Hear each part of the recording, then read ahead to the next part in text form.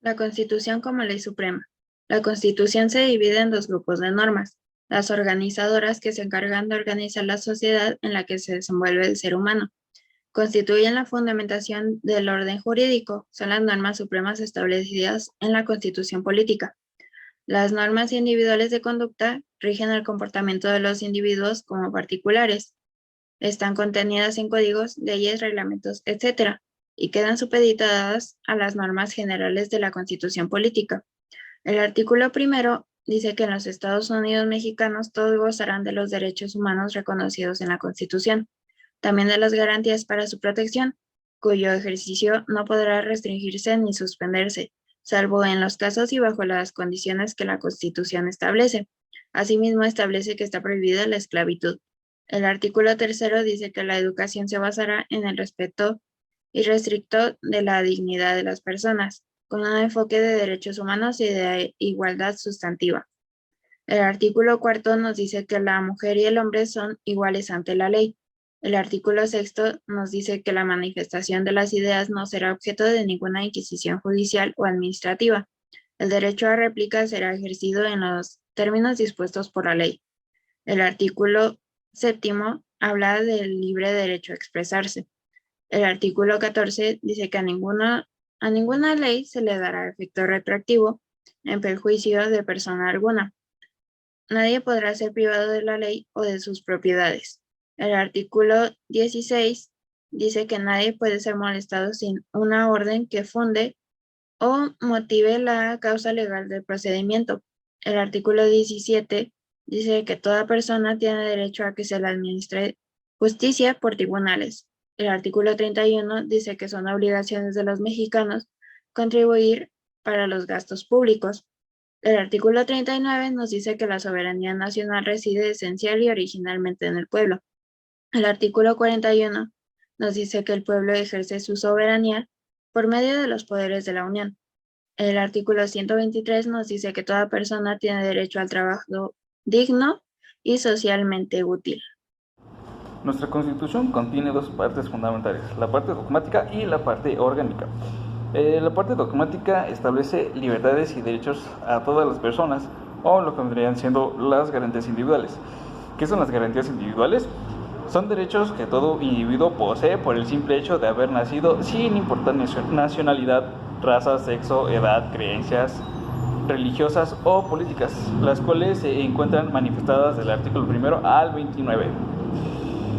Se señalan limitaciones a la acción del poder público, así como ideas de igualdad y libertad. Estas libertades son libertades del trabajo y de expresión de ideas. Se reconoce el derecho de petición y de asociación.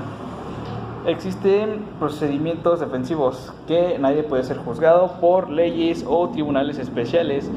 Se debe exigir un juicio previo que ha de ser conforme a una ley dictada con anterioridad al hecho. Las leyes pueden tener efecto retroactivo en prejuicio de persona alguna.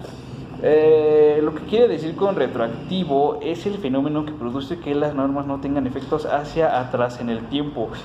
Por ejemplo, si se introduce en el Código Penal Federal una modificación que considere una nueva conducta como delito sin que ésta hubiera sido previamente considerada como tal, la irretroactividad implica que aquellas personas que hubieran tenido dicha conducta con anterioridad a la modificación no podrán ser sancionadas por ello, ya que cuando la cometieron esta era legal.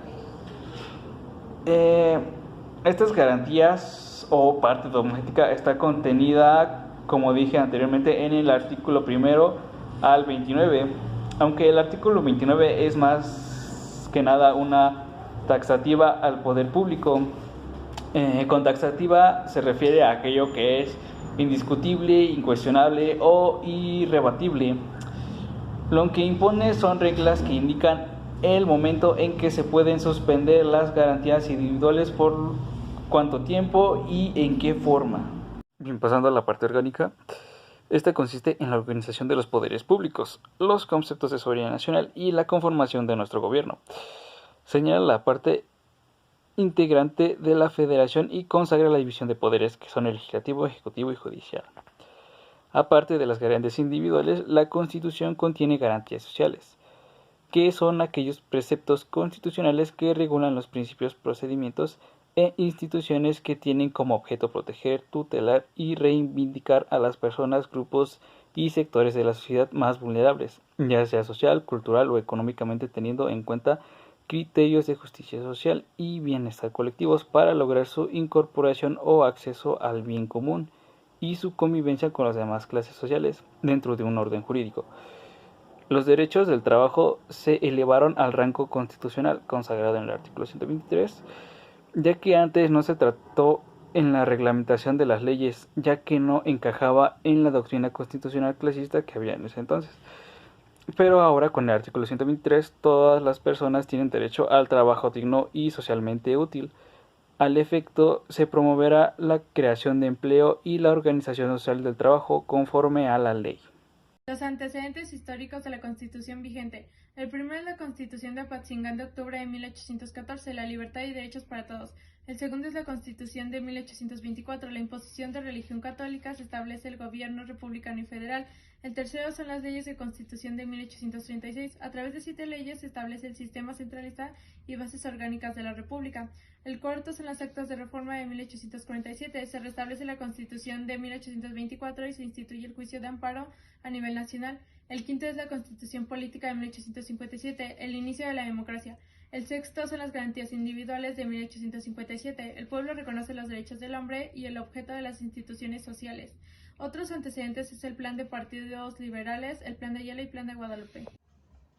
La Constitución Liberal de 1857 y el progreso de la Constitución de Venustiano Carranza. Al inaugurarse las sesiones del Congreso Constituyente de Querétaro, Carranza dio lectura a su informe en el cual hacía un análisis sobre la Constitución Liberal de 1857. Con ayuda y las manos de la Iglesia, los constituyentes redactaron un código en tendencias auténticamente progresistas. Tendencias del Congreso Constituyente de 1916 a 1917. Las dos tendencias en pugna dentro del Congreso Constituyente fue la primera, la tendencia liberal, la cual era sostenida por los diputados porque solo se denominó derechista.